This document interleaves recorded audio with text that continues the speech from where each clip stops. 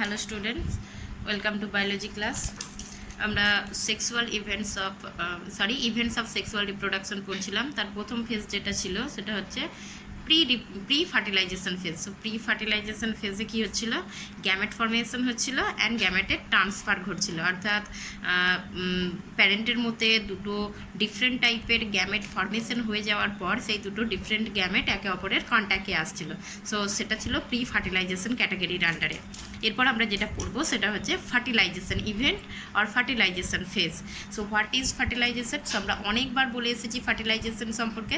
So fertilisation is nothing but a fusion of two different types of gamete, অর্থাৎ simple ওয়ার্ডে যদি আমরা বলি তাহলে সেখানে মেল অ্যান্ড ফিমেল গ্যামেটের যে ফিউশন হচ্ছে সেই ফিউশনটাকেই বলা হচ্ছে ফার্টিলাইজেশন। সো ডেফিনেশনে কি বলছি, the process of fusion of male gametes with the female gametes is called fertilisation. So fertilisation male and female গ্যামেটের যে ফিউশন হচ্ছে সেই ফিউশনটাকেই বলা হচ্ছে ফার্টিলাইজেশন। অ্যান্ড ফার্টিলাইজেশনকে আরেকটা বলা হয় সেটা হচ্ছে ফার্টিলাইজেশনকে আরেকটা যেটা বলা হচ্ছে সেটা হচ্ছে syngamy. So fertilisation is also termed as syngamy. So syngamy আমরা আগেই বলেছি, সিন মিনস হচ্ছে টুগেদার অ্যান্ড গ্যামি এসেছে গ্যামোস থেকে, গ্যামোস means marriage.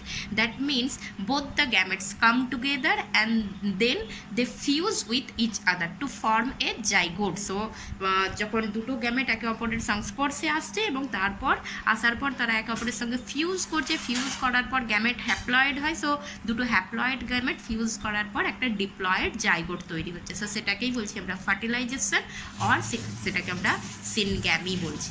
Okay, so fertilisation and syngamy কোথায় ঘটে? So where does it occurs? So mainly fertilisation So where does it occurs? So on the basis of site of fertilization is of two types. মানে fertilisation কোথায় ঘটবে তার উপর depend করে ফার্টিলাইজেশনকে দুটো ভাগে ভাগ করা হচ্ছে। সো দুটো ভাগ কি কি? একটা হচ্ছে external fertilisation and another one is internal fertilisation.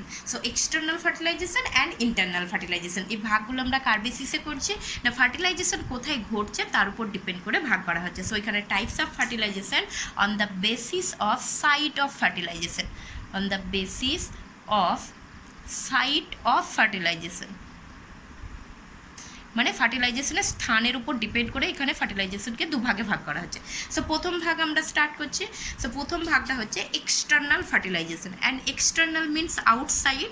External fertilisation এটার বাংলা টার্ম হচ্ছে বহির্নিষেক। So external fertilisation, so fertilisation এখানে যদি ফার্টিলাইজেশনটা জীবদেহের বাইরে ঘটে তাহলে সেটাকে বলবো আমরা external fertilisation. So when fertilisation occurs outside the body of the organism then the fertilisation is called external fertilisation. So এখানে ডেফিনেশন আমরা বলেছি fertilisation takes place outside the body of the organism, অর্থাৎ এখানে কোনো অর্গানিজম বা কোনো জীবের দেহের মধ্যে নিষেকটা সম্পূর্ণ হবে না, এটা সম্পূর্ণ দেহের বাইরে, জীবদেহের বাইরে ঘটবে ফার্টিলাইজেশন, তাহলে সেটাকে বলবো আমরা এক্সটার্নাল ফার্টিলাইজেশন। সো এটা কোন ক্ষেত্রে ঘটবে না, আমরা আগের ভিডিওতে যেটা পড়িয়েছিলাম গ্যামেট ট্রান্সফার বা ট্রান্সফার অফ গ্যামেট, সেখানে একটা সিনারিও বলেছিলাম যেখানে both the gametes are motile, that is they are capable of movement বা they are capable of moving.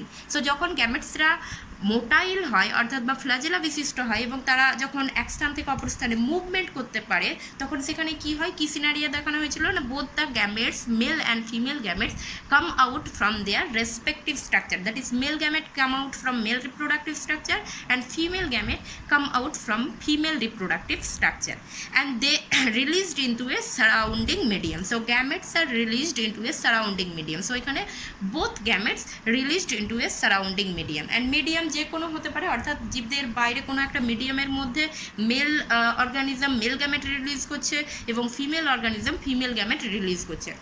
এবং মোস্ট অফ দি টাইম এখানে মিডিয়াম হিসাবে কে কাজ করে থাকে, water. So water act as medium.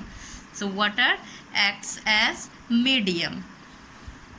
So that means both the gametes are released into the water and then they fused into the water. So এখানে ফিউশনটা অকার ঘটছে ওয়াটারের মধ্যে, কোনো মিডিয়ামের মধ্যে, মেনলি মিডিয়াম হিসাবে ওয়াটার কাজ করছে। সো এখানে জীবদের ভিতরে কিন্তু ফিউশন ঘটছে না, এবং যেহেতু এখানে ওয়াটার মিডিয়াম হিসেবে কাজ করছে সেই জন্য এই ধরনের যে ফার্টিলাইজেশনটা আছে এই ফার্টিলাইজেশন মেনলি অ্যাকোয়াটিক অর্গানিজমের মধ্যে দেখা যায়। So occurs in aquatic organism. অর্থাৎ যে সমস্ত অর্গানিজমগুলো জলের মধ্যে থাকে, জলে বসবাস করে, সেই সমস্ত অর্গানিজমের মধ্যে এই এটা ফার্টিলাইজেশনটা দেখতে পাওয়া যায়। অ্যাকোয়াটিক অর্গানিজমের মধ্যে কী কী থাকবে? সো এক্সাম্পল হিসাবে আমরা এখানে দেখাতে পারি যে এক্সাম্পল হিসাবে এখানে অ্যাকোয়াটিক যে প্ল্যান্টগুলো রয়েছে mainly algae, some fungi. So fungi mainly terrestrial হয়, কিন্তু কিছু কিছু ক্ষেত্রে যে অ্যাকোয়াটিক ফাঙ্গি রয়েছে তাদের ক্ষেত্রেও এইরকম ধরনের এক্সটার্নাল ফার্টিলাইজেশন হয়। এবং যদি আমরা অ্যানিম্যালদের ক্ষেত্রে বলি তাহলে অ্যানিম্যালদের ক্ষেত্রে fishes and amphibians, fishes and amphibians. So এদের ক্ষেত্রে মেনলি অ্যাম্ফিবিয়ান্স, সো এদের ক্ষেত্রে মেনলি এক্সটার্নাল ফার্টিলাইজেশন ঘটে।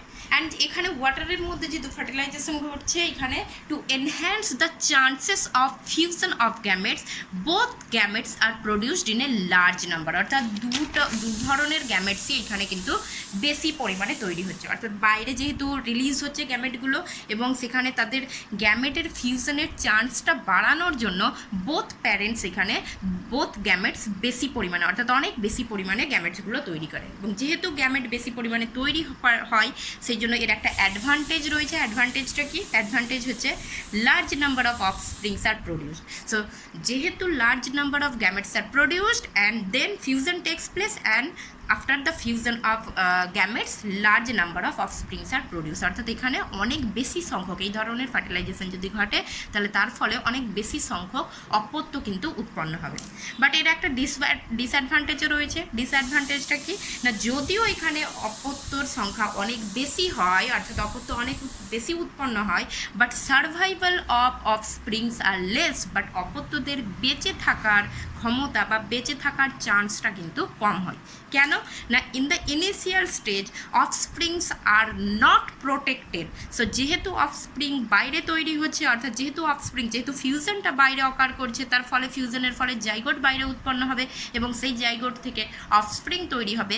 সেই জন্য এখানে ইনিশিয়াল স্টেজে অফস্প্রিংকে প্রোটেক্ট করার জন্য কেউ থাকে না এবং এখানে খুব বেশি চান্স থাকে যে অফস্প্রিংগুলো যে কোনো প্রিডেটার দ্বারা আক্রান্ত হওয়ার বা যে কোনো এনভায়রনমেন্টাল ক্যালামিটি দ্বারা তাদের আক্রান্ত হওয়ার খুব বেশি চান্সেস থাকে। সো সেই জন্য যদিও এখানে অনেক বেশি পরিমাণে অফস্প্রিং তৈরি হচ্ছে, but survival of offspring are less. অফস্প্রিংয়ের বেঁচে থাকার ক্ষমতাটা কিন্তু কম হবে এখানে। Okay, so this is all about the external fertilisation. Okay, and next আমরা নেক্সট ফার্টিলাইজেশনের দিকে যাচ্ছি। সো সেকেন্ড ফার্টিলাইজেশন হচ্ছে internal fertilisation. So first type ছিল external fertilisation and second type is a internal fertilisation.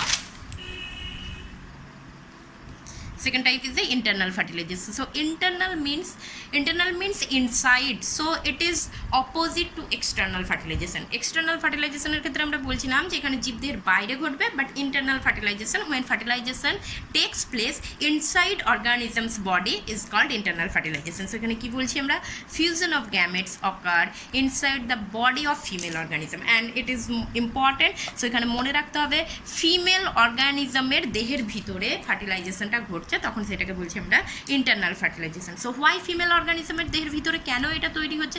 তার কারণ আমরা গ্যামেটের স্ট্রাকচার পড়ার সময় বা গ্যামেট যখন উৎপন্ন হচ্ছে সেখানে বলেছিলাম যে in most of the cases in higher organism the sexual reproduction is of oogamy type or anisogamy type. That means এখানে কি হয়, ফিমেল গ্যামেটটা নন মোটাইল হয়। সো ফিমেল গ্যামেটের ক্যাপাবিলিটি থাকে না মুভমেন্ট করার, সেই জন্য ফিমেল গ্যামেট যেখানে তৈরি হয় অর্থাৎ ফিমেল রিপ্রোডাক্টিভ পার্টে ফিমেল গ্যামেট সেখানে স্টিল থাকে অ্যান্ড মেল গ্যামেটকে ট্রাভেল করে আসতে হয় ফিমেল গ্যামেটের কাছে। সো সেই জন্য মেল গ্যামেট ফিমেল গ্যামেটের ফিমেল বডির মধ্যে ফিমেল যেখানে গ্যামেট তৈরি হয়েছে সেখানের মধ্যে ট্রাভেল করে আসছে। দ্যাটস ওয়াই ফিউশনটাও কিন্তু ফিমেল অর্গানিজমের দেহের মধ্যে ঘটবে। এবং যখন মেল গ্যামেট যখন ট্রাভেল করে আসে ফিমেল গ্যামেটের কাছে, যখন ট্রাভেল করে আসে তখন কি হয়, অনেক মেল গ্যামেট কিন্তু পৌঁছতে পারে না এবং সেই জন্য এই পৌঁছানোর সময় অনেক মেল গ্যামেট লস্ট হয়ে যায়, অনেক মেল গ্যামেট নষ্ট হয়ে যায় এবং সেই জন্য এখানে আগেন ফার্টিলাইজেশনের চান্সেসটাকে এনশিওর করার জন্য এখানে মেল গ্যামেট কিন্তু অনেক বেশি পরিমাণে উৎপন্ন হয়। সো মনে রাখতে হবে ইন্টারনাল ফার্টিলাইজেশনের ক্ষেত্রে male gametes are produced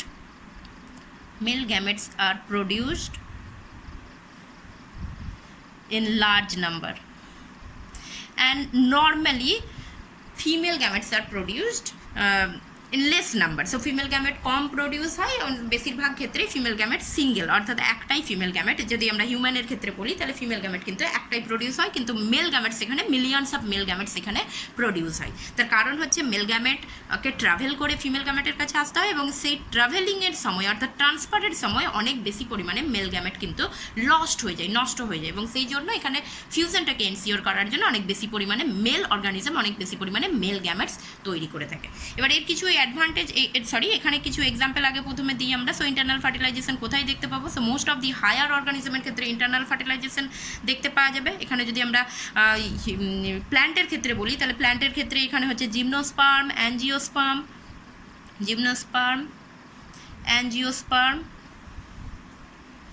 and অ্যানিমেলদের ক্ষেত্রে ভার্টিব্রেটের আন্ডারে যদি আমরা যাই তাহলে সেখানে রেপটাইলস, অ্যাভিস অ্যান্ড ম্যামালস। সো সমস্ত উন্নত ধরনের যে অর্গানিজমগুলো রয়েছে ম্যাক্সিমাম সেই উন্নত ধরনের অর্গানিজমের ক্ষেত্রে ইন্টারনাল ফার্টিলাইজেশন এখানে দেখতে পাওয়া যাচ্ছে। এর কিছু অ্যাডভান্টেজ রয়েছে। অ্যাডভান্টেজটা কি? যেহেতু এখানে ফিউশনটা, গ্যামেটসের ফিউশনটা যেহেতু ফিমেল অর্গানিজমের দেহের মধ্যে ঘটছে, সেই জন্য ইনিশিয়াল যে জাইগোটটা ফর্মেশন হয়, জাইগোট ফর্মেশন কিন্তু ফিমেল অর্গানিজমের মধ্যে তৈরি হয়, এবং সেই জন্য ইনিশিয়াল স্টেজে এখানে অফস্প্রিংসরা ওয়েল প্রোটেক্টেড অবস্থায় থাকে। So initially offsprings remain well protected.